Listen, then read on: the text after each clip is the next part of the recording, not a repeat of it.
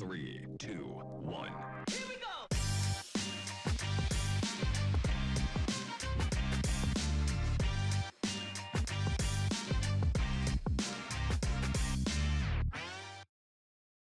Welcome, ladies and gentlemen, to this Friday episode of We Talk. I'm Yolanda Nell. I don't know about you, but this week flew past for me, but I'm very glad it's weekend.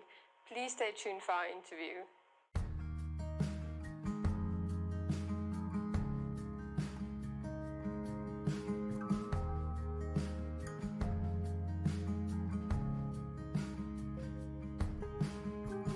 One eye on the road, one eye on you. One bird in the hand, one bird that flew. One foot in the grave, one foot on the stone. One woman trying to do what she's been told, and it's getting old.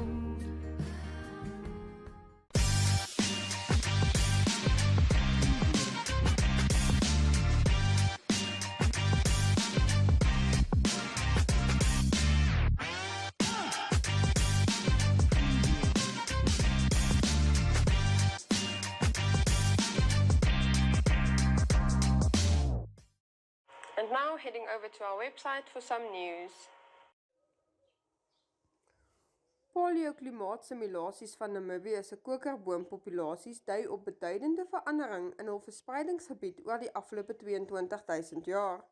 Ekoloë van die Universiteit Stellenbosch het 22.000 jaar in die verlede teruggegaan en vooruitskattings gemaak vir 50 jaar van nou af, ten einde die ikoniese kokerboom se paleo en toekomstige geografiese verspreidingsgebied in die dorre Suid-Afrika en Namibië te simuleer.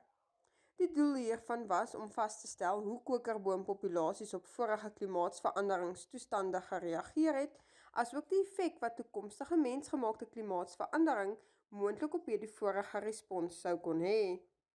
Prof. Guy Midgley, hoof van die navorsingsgroep oor globale verandering in die Universiteit Stellenbosch se Departement Plant- en Dierkunde, sê navorsing en waarnemings wêreldwyd toon dat biologiese stelsels en spesies alreeds op mensgemaakte klimaatsverandering reageer.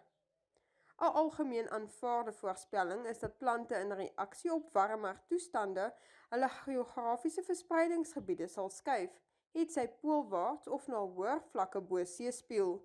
Die ander opsie is om by hulle veranderende omgewing aan te pas deur middel van genetiese veranderinge of deur hul morfologie of gedrag te verander. Indien hulle egter nie skuif of aanpas nie, is uitvissing in hulle natuurlike gebied hulle voorland.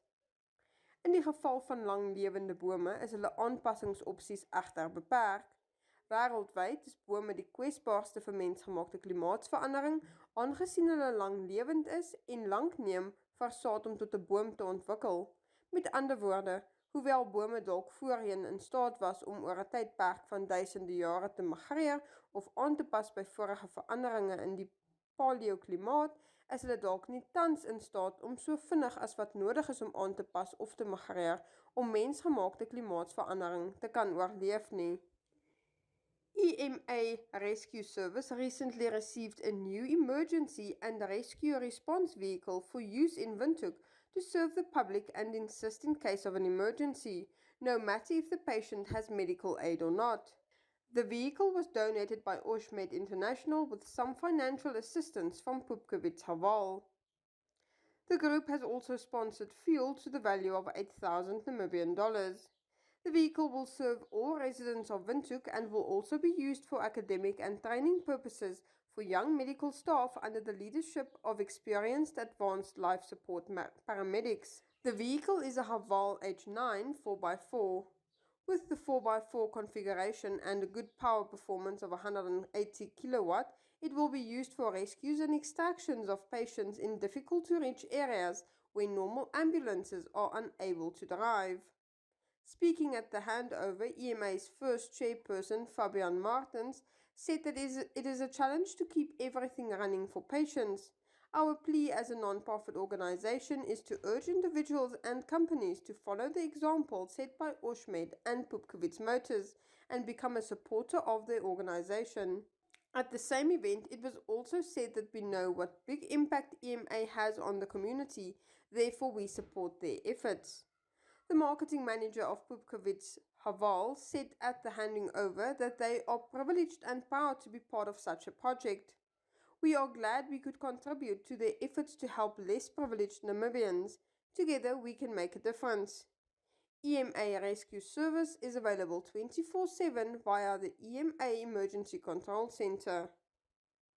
An urgent application was brought to the High Court earlier this year after the City of Windhoek in January last year and the Minister of Urban and Rural Development in June last year granted permission for a resident to relax a lateral 5 and 7 meter building line and construct a 3-story dwelling in a residential area. Applicant Horst Baumann says there are various irregularities regarding the construction of his neighbor's dwelling, to which he objected. The heads of argument state that there is uncontested evidence that the architect who attended to the drafting of both the first and the revised building plans is not registered in Namibia. As such, any decision by council to approve the building plans and consequently issue building permits to Okkerfontein properties is in contravention of the aforesaid provisions. According to the Windhoek Town Planning Scheme, no building or structure or any portion thereof may be erected nearer than 3 meters to any lateral or rear boundary common to an adjoining erf, except with the consent of council. A letter submitted to the ministry last year stated that the reason for the building line restrictions are to avoid neighboring properties from encroaching on each other, and the restrictions thus ensure the right of privacy. According to City of Windhoek spokesperson Lydia Amutenya, factors council will look into when neighbours object a 3-story building include that the privacy of neighbours is protected through adherence to so-called building lines, which maintain a set distance from the boundary for buildings on either side. Amutenya added that the local authority has the option of relaxing the application of building lines on the condition that the comments from the owners of the affected properties are obtained and considered in terms of the effect this would have on the privacy of the adjacent property. She added that the pressure of densification in urban settings in Namibia, as elsewhere in the world, is constantly increasing, leading in general to diminished privacy and a denser urban form, but it has to be done with care.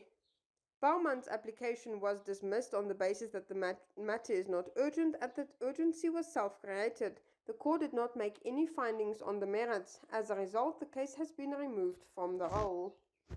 This is our happy song. Take this ring and put it on a perfect smile, a perfect fit. We can't go wrong. Hey, let's stop the world. Just a boy and girl. Today we'll start together. Today we'll start forever. Ever, ever, oh. Ever, ever, oh. Today we'll start. What if we laughed?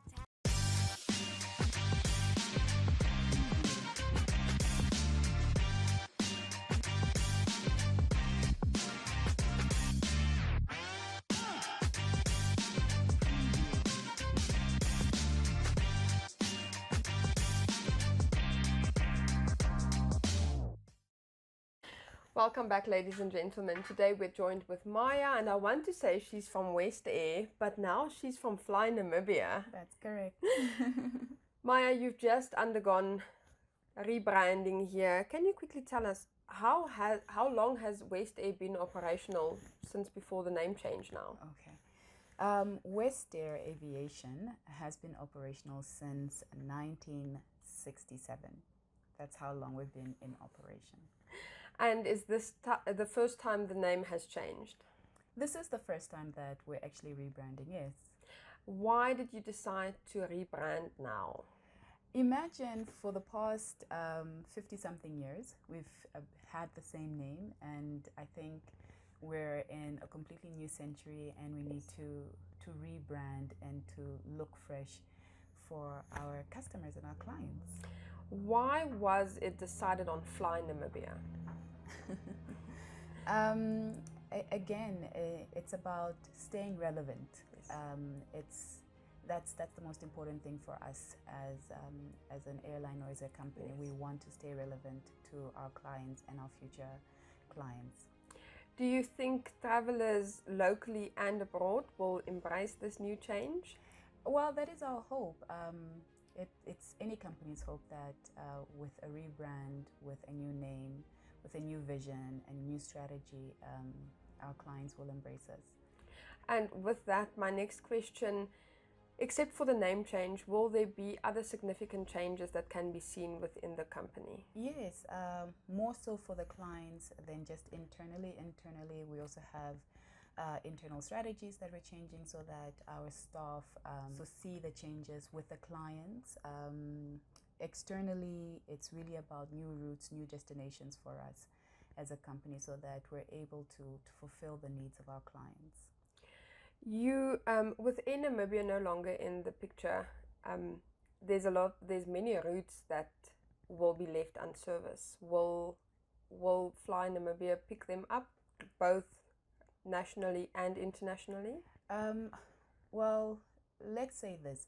For us, it's really about trying to focus more on our domestic routes and making sure that our nation's needs are provided.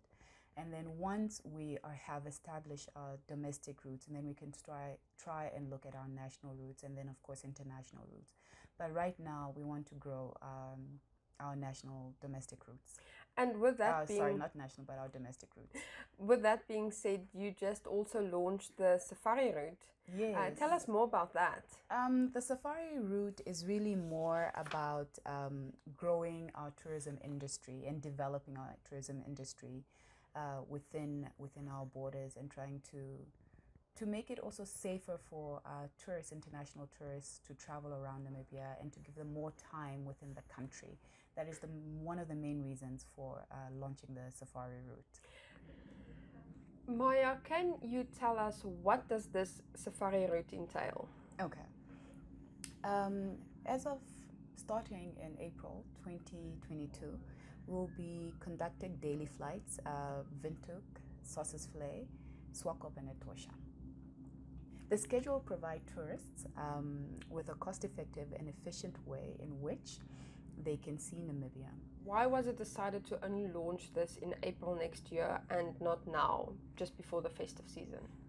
There's still a lot for us to do just to make sure that it runs smoothly and it is effective when we launch it. So the package is there, but it's not yet completely finalized. Awesome. Yeah. The minister spoke earlier this week at your launch about the amount of travelers that have been coming to Namibia since 2015, and the travelers that came to our beautiful country was amazing, and then COVID hit. Yes. And I think everyone has been hard hit with COVID, but more so the tourism industry. Yes. And I really think this will help pick up. And I think these are amazing routes also for local travelers. Yes, I think so too. You're very right in saying that COVID did hit the tourism industry very hard, and that is one of the main reasons why we built this package for the tourism industry to try.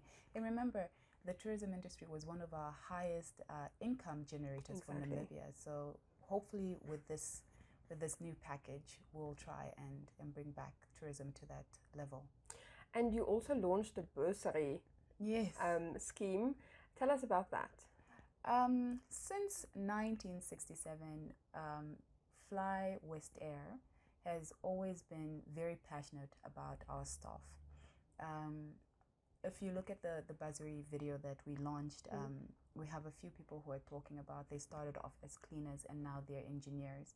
And they've grown through the company from cleaners to engineers with the bursary scheme that we launched. It was just never launched. It has always been there, more internally than anything. But now we want to take it a little bit more externally to launch it to the nation as well. It's fantastic to see that a cleaner can promote him or herself in a company and better their life Yes. than staying with a company in the same position for 20 or 30 odd years. Yes, it's really about livelihoods for us at Fly Namibia, no longer Fly West here. It really is about enhancing each and every individual's livelihoods. And for us, it's also about you as an employee.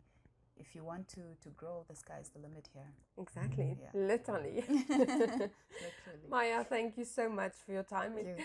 Ladies and gentlemen, we will be back shortly. Strike it gold and win 5,000 Namibian dollars in cash with Neo Paints. Simply buy Neo Paints products from the selected range and stand a chance to get one of 12 mystery buckets filled with gold paint. All 12 winners will each get 3 extra paint buckets equal to their purchase. One to replace the gold paint, the second to use on your project, and the third to give to a charity of their choice. One winner can score another 10,000 Namibian dollars by showing us your creative use of the golden paint. The best project wins the cash. Offer is valid from 27 September to 18 December at your favorite hardware store nationwide. Visit us at neopaints.com for more competition details and follow us on Facebook for weekly competition updates. Neopaints, a coat of excellence.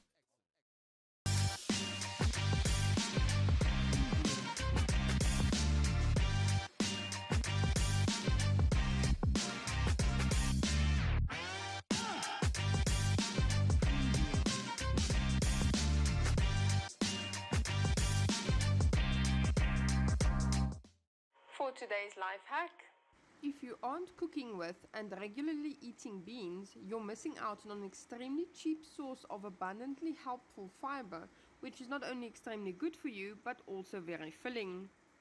And next up, Jeanette Diergaard for our Flex Minute.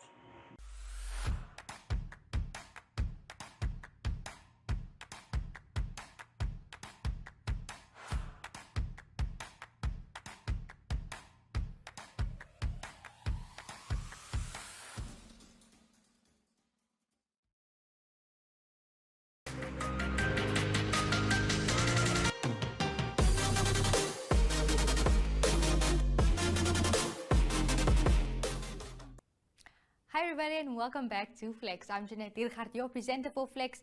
Now today we will be stretching our back, especially if you have lower back pain. So I'm just going to show you a few movements that will help you in this regard.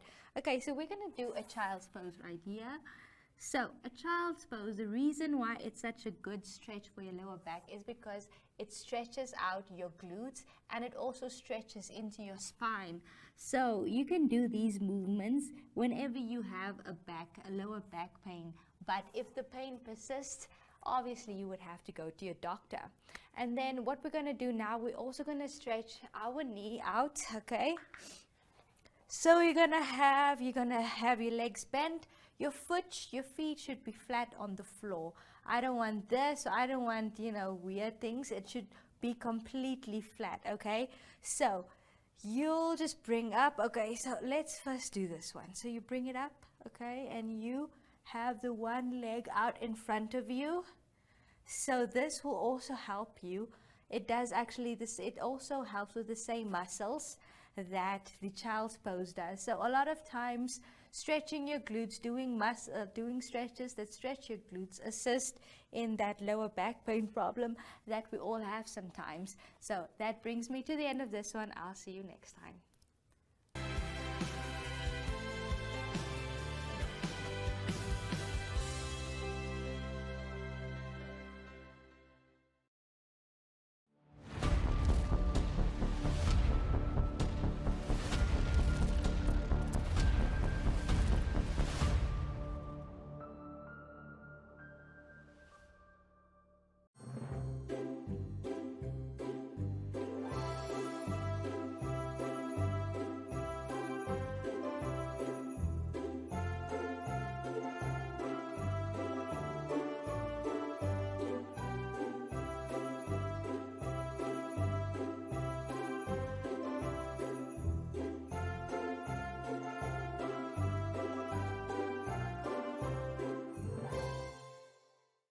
That, ladies and gentlemen, brings us to the end of our show.